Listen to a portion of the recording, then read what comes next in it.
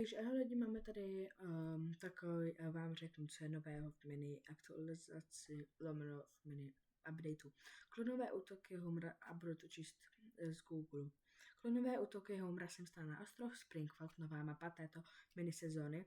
Se objevují plny klonů Homera Simpsona. Hráči je mohou vyvolat s ničím koblihových piňat a za jejich poražení získají lehkou kořist. Lehkou kořistí myslí lehkou odměnu.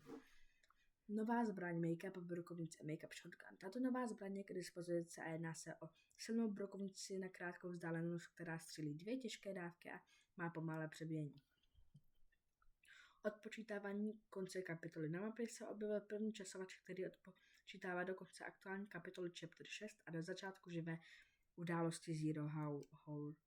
Nové kosmetické předměty. V obchodě s předměty Item Shop jsou nyní k dispozici nové kosmetické předměty, včetně F1 aut a závodních doplňků.